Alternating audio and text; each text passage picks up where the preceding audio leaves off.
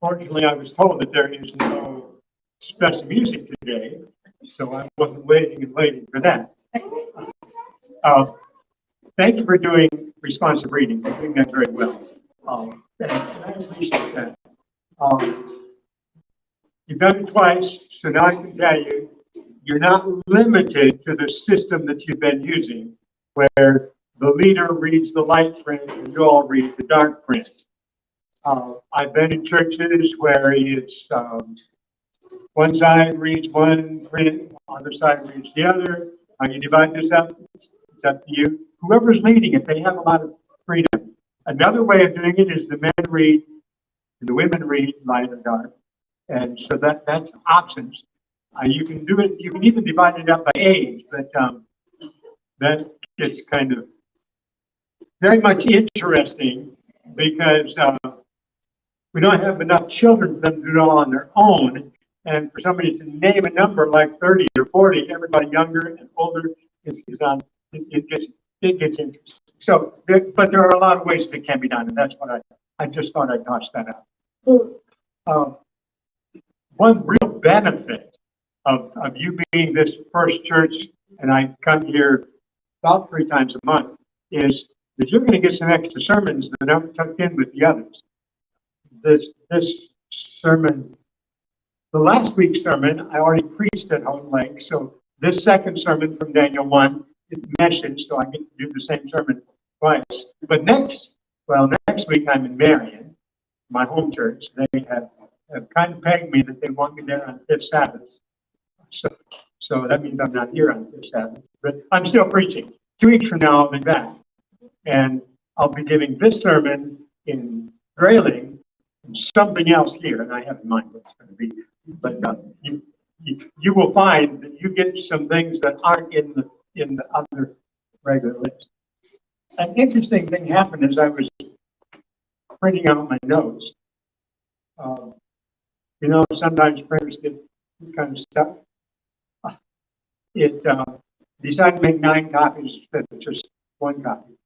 And so, Bill, if somebody wants a copy of my notes, I'll even let you follow along as we go along. And if there's some left over, just put them in my place. But if you want a copy of my notes, there's 8 copies there. Raise your hand and Bill will hand it to you. We are on Daniel's diet, and it's almost a sure thing that you're going to get your toe stepped on today, all right? Because when we start talking about diet, we discover that most of us know better than we do. Yeah, we know better than we do. And we tend to make excuses for what we're doing. That it's okay. And it's okay. Except that there's a spiritual component in this, and that's what we learned as we look at Daniel. Daniel chapter 1, we'll start in verse 5. The king appointed for them a daily portion of the king's delicacies and of the wine which he drank, and 3 years of training for them, so that at the end of that time they might serve the king. The king's delicacies and the wine that he drank. That's rich food, delicacies. That's not the best diet. The paupers and farmers tend to eat better than the rich folks and the politicians, the kings, because the closer we are to the earth, the better we eat. So, continuing on in verse 8, Daniel purposed in his heart that he would not defile himself with the portion of the king's delicacies, nor with the wine which he drank. Therefore he requested, I like that word, very polite, very proper.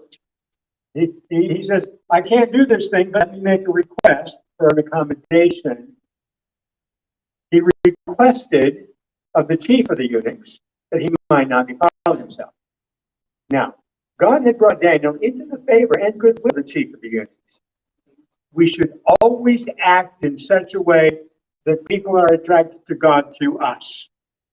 Daniel acted in such such a way that people were attracted to him. They liked him. Verse 10, the chief of the eunuchs said to Daniel, I fear, my lord the king, he has appointed your food and drink. Why should he see your faces looking worse than the young men who are your age? Then you would endanger my head before the king. This is a life and death issue, not merely for you, Daniel, but my life is on the line, he says. And Daniel recognizes that's true. And we'll explore some of those as we get into this. Let's finish the passage first. So, verse 11, Daniel said to the steward, whom the chief of the eunuchs had sent for Daniel, Hananiah, Mishael, and Azariah. Don't you like this? He uses their godly names in this phrase. Daniel has started out talking with the chief boss. And the chief boss says, if you start looking sickly, I'm in trouble. And so he goes to his immediate supervisor and he says, let's see if we can find a way to work this out. So he's working through the channels. That's important. So to the steward, verse 11. Now in verse 12, he says, please test your servants for 10 days. Is 10 days long enough for a valid dietary test? Yeah. It is here. Now, something that's going on that we don't necessarily notice, but when you do a test, you have those who are taking the medicine, and you have those that are the control group not taking the medicine.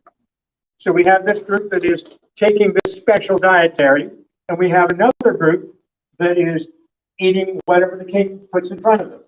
So we have two groups. Well, with that, you've got really a 20-day test. You see how that goes? Because the other folks his age are eating,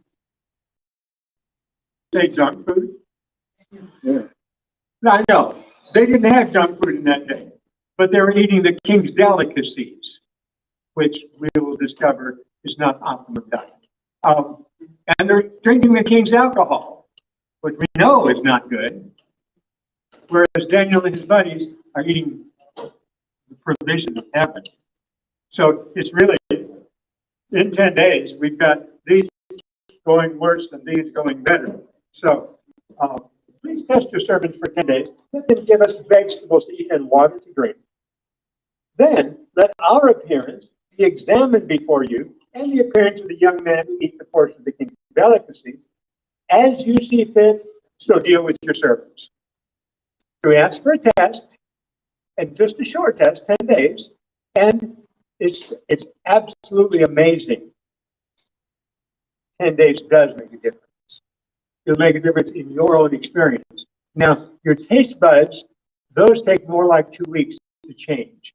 So don't be surprised if it's not tasting good yet after 10 days. But you soon learn to appreciate the lower salt, the change. You get so that it's okay. It takes time, though.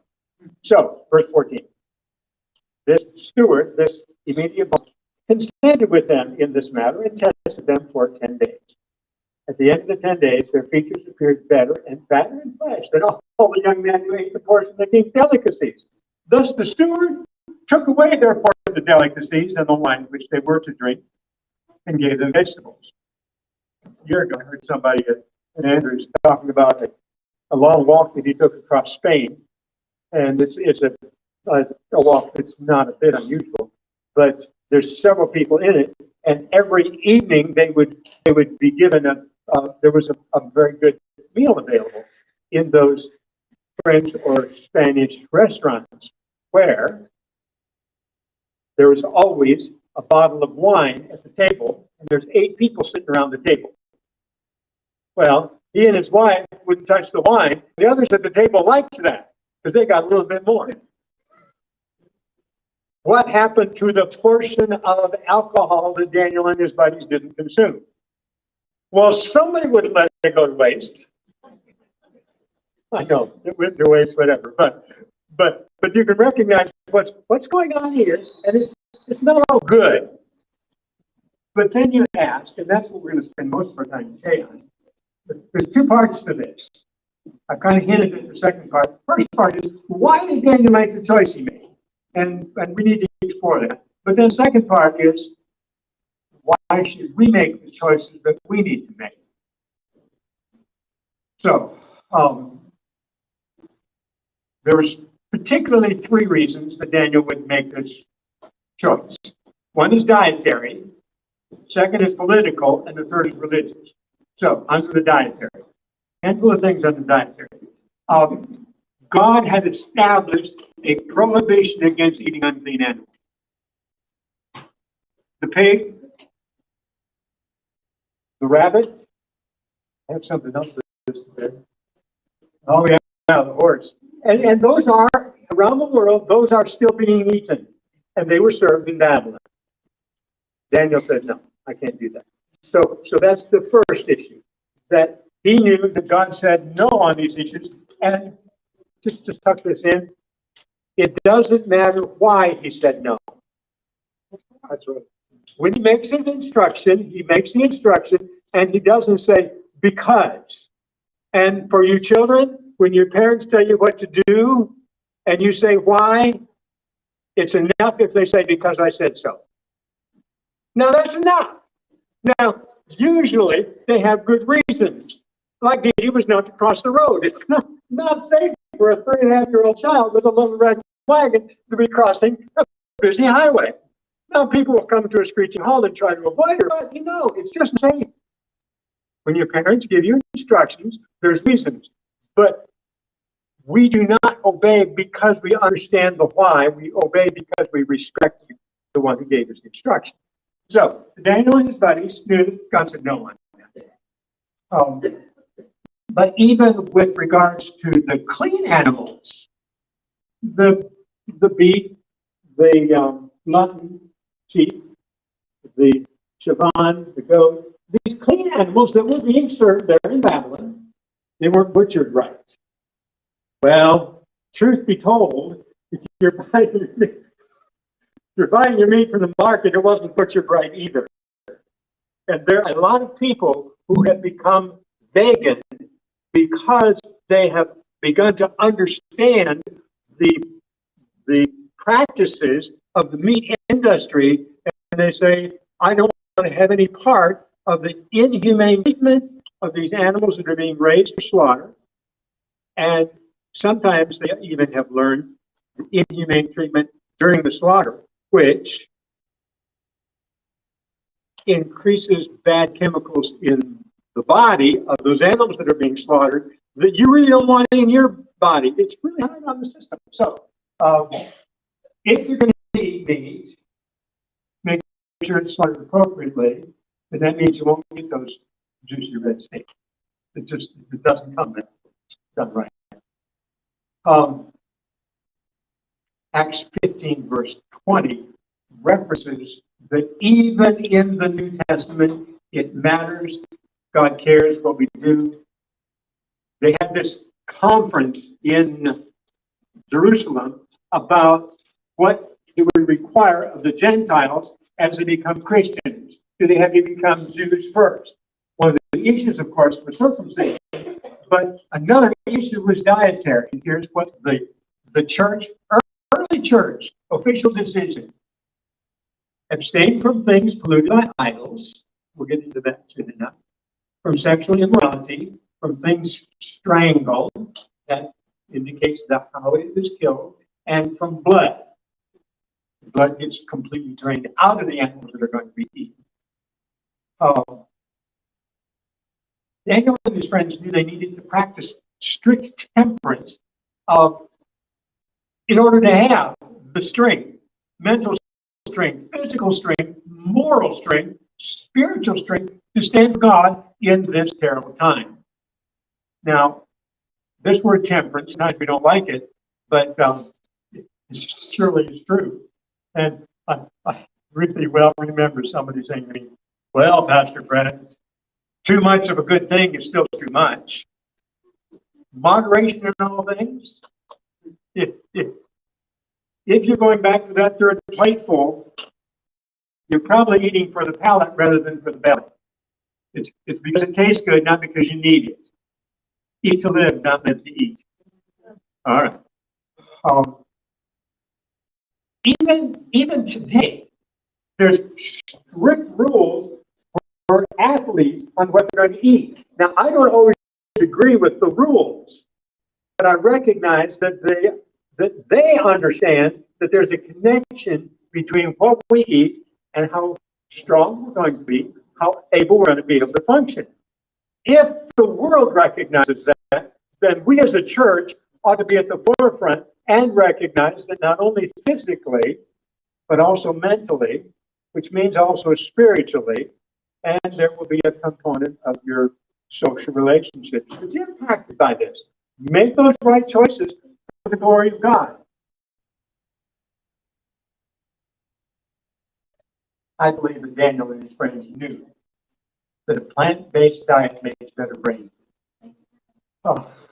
So they asked for the diet of Eden, the creation diet, which anybody who was thinking carefully would realize they pointing at their creator saying, my creator says this is the best food for me and that's what I want to eat. The people looking on would say, well, your creator, my creator too. This isn't only good for you. You have a witness, a testimony to the people who see you as you're making your healthy choices. They are going to recognize something about God, even as we eat and drink. You read that in the responsive reading. We make a statement about the God we serve. Daniel and his buddies recognized this, and they wanted to make that right statement about God. And of course, the alcohol. I won't belabor the issue of alcohol, although I have become aware that there are some Seventh-day Adventists who made excuses to use just a little bit of alcohol. There is scientifically no safe level of alcohol. Even a little bit is bad on your system. Now, there are times that you might need to take some cough syrup that has a little alcohol in it. But that's not going to happen every week, every day. So they knew they weren't going to touch the alcohol. Now, I mentioned some other reasons. The dietary reasons are plenty enough for Daniel to say, I'm leaving that table alone. But there are other reasons that are more subtle, but very, very true. Political. When Daniel and his friends have been kidnapped, they weren't ready to make this agreement with the king. So if they ate his food, that meant that they were ready to obey his rules. When Justin's children get big and they say, I want to do my own thing, I expect the time's going to come that he says, as long as you put your feet under my table, you're going to follow my rules. Have you ever said that? Not yet. My house is usually. Oh, okay. Okay, but we recognize that if somebody is serving you food, they are taking a level of responsibility for you, which leads that you have a responsibility to listen to what they're saying. And Daniel, by this, is making a nominally political statement. I don't want to eat what you're giving me. Now, Nebuchadnezzar could have taken offense, and Daniel's supervisor recognized that there was a life and death issue here, but they let it slide because he was easy to get along with. We as Christians should be continually easy to get along with. Yeah, I covered verse 10. The religious reason. Accepting food from Nebuchadnezzar could be seen as acknowledging him as their superior, as their Lord, as their, can we say, God? Nebuchadnezzar likes to be worshipped as a God. You catch that in chapter 3.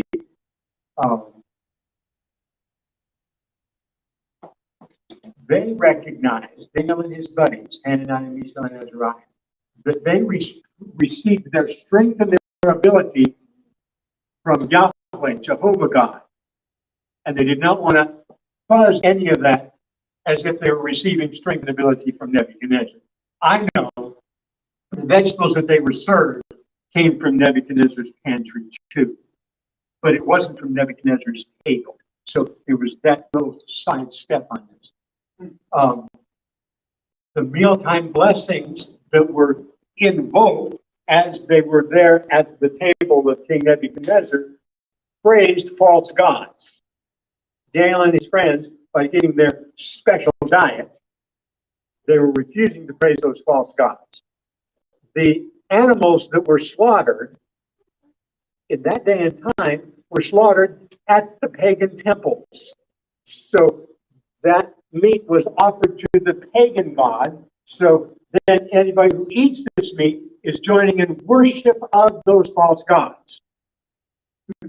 Read the Pentateuch, and you'll see that Moses established the worship of the true God, and eating of the sacrificed sheep and goats and even cows was a part of worship, acknowledging who true God is.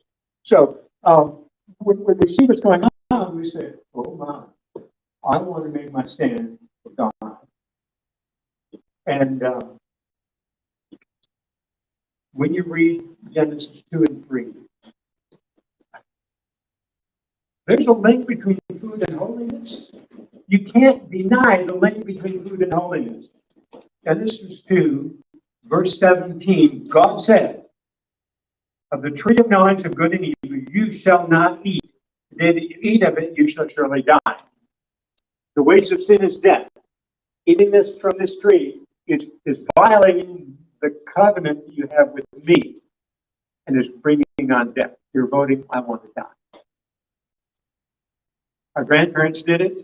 And truth be told, we too have made that wrong choice. Individually and personally. And praise God, you're here. You've repented and you said, God, cleanse me from my selfishness.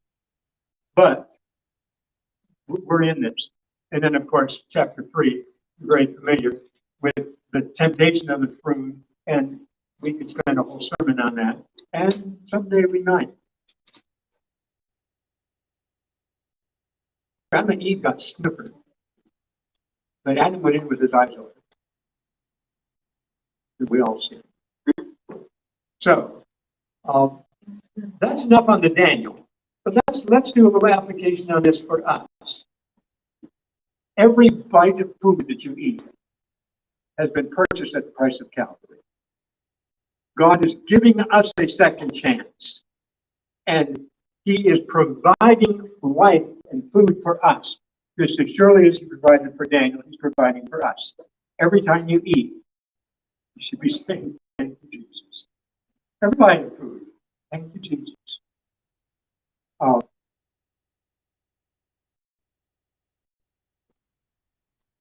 There's still reasons to avoid flesh foods. The Daniel diet, and if we get as far as Daniel chapter 10, I'll be exploring more aspects of that. Because in Daniel 10, he's doing a fast.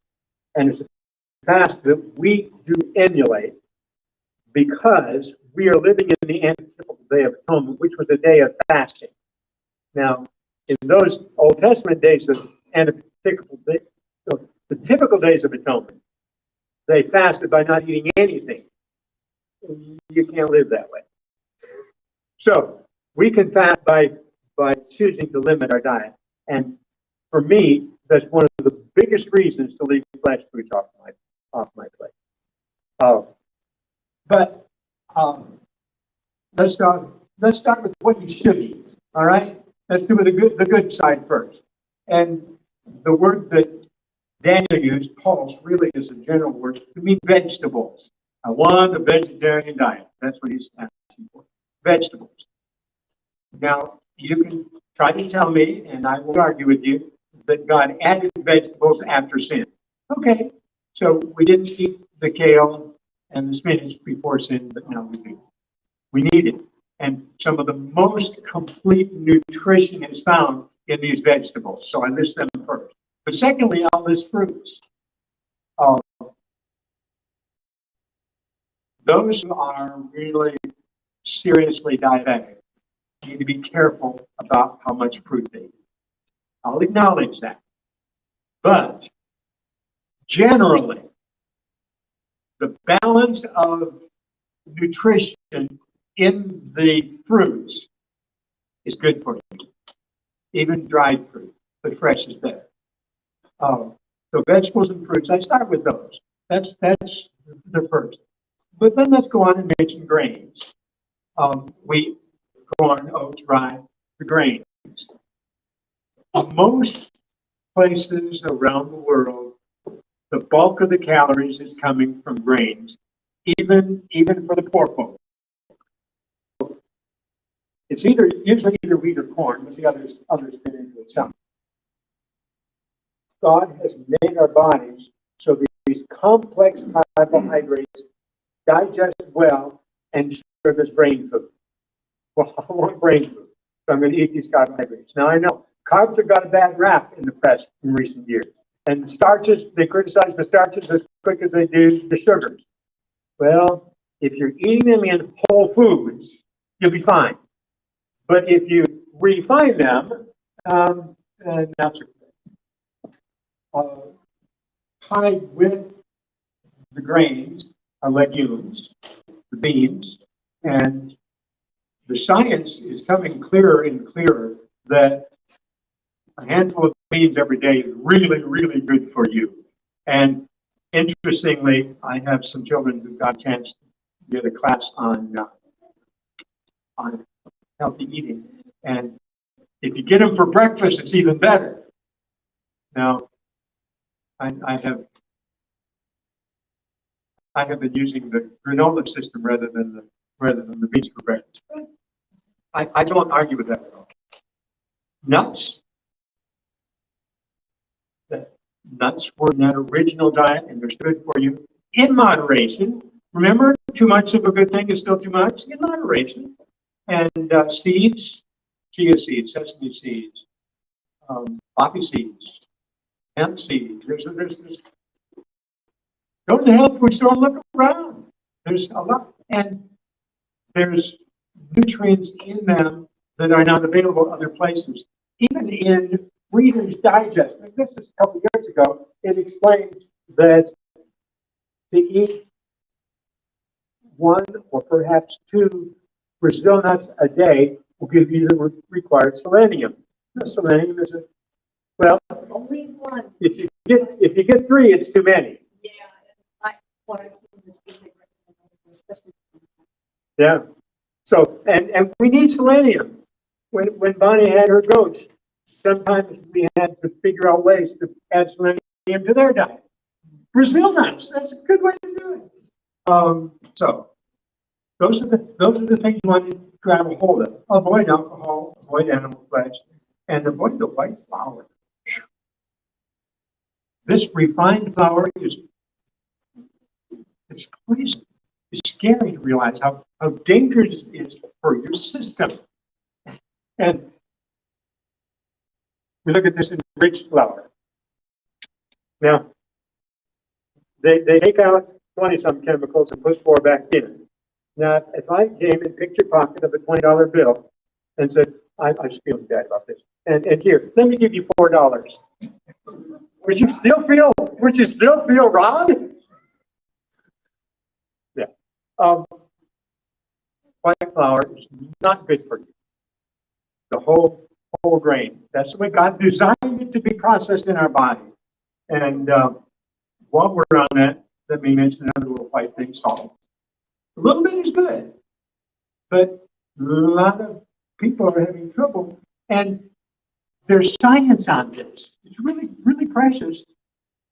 By evaluating how much salt is being eaten in a population, the scientists can predict what the blood pressure is going to be of those folks. There's a strong tie between salt intake and high blood pressure. Well, let me be part of the group that keeps blood pressure in a reasonable rate, and I don't need to be adding salt. Very rarely do I add salt in my food. In the kitchen, we get enough salt into the food. We don't need to add it. And while we're here, we should make some fats.